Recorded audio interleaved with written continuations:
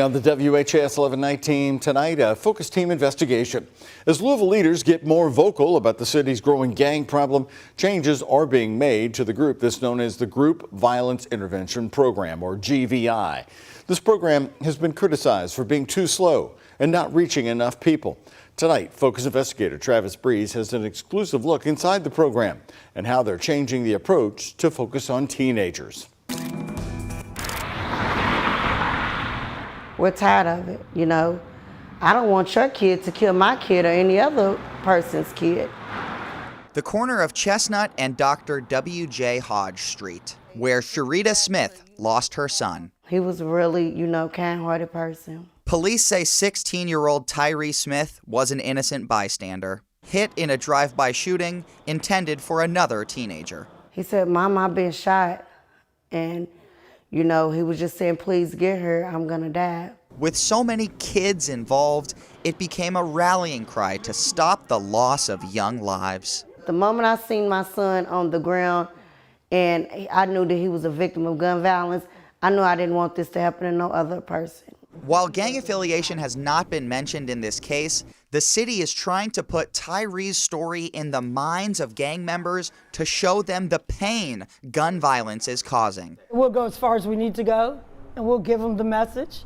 And if they don't change their lives, then they'll become incarcerated. Kim Moore has worked on countless anti-violence programs since 2004. Today, she does outreach for Louisville's GVI program, which stands for Group Violence Intervention. We believe in young people that the world has given up on.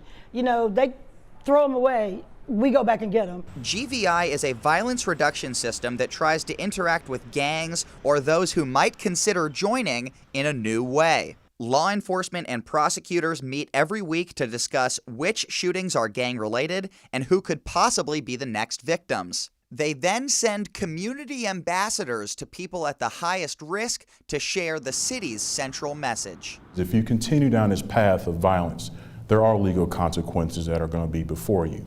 The third part is from our support services. If you want to exit the lifestyle, we have support services that is in place that will help you to walk out of that lifestyle. Former LMPD Major Michael Bogan has been the GVI director since July. GVI also does call-in meetings. These are the main event where the mayor, federal prosecutors, and victims' families all speak to a room of offenders and those who might be gang-related. An issue in the past has been attendance. Louisville's program is averaging 4 adult attendees per meeting. But under new director Bogan, the city held a juvenile call-in for the first time. For the simple reason that the juveniles that we were looking at were the drivers of the violence. On August 24th, the city shattered its usual attendance by getting 19 juveniles, many with parents, to come to a call-in at the Muhammad Ali Center. We had all the major players from different gangs, O Block, E Block, Victory,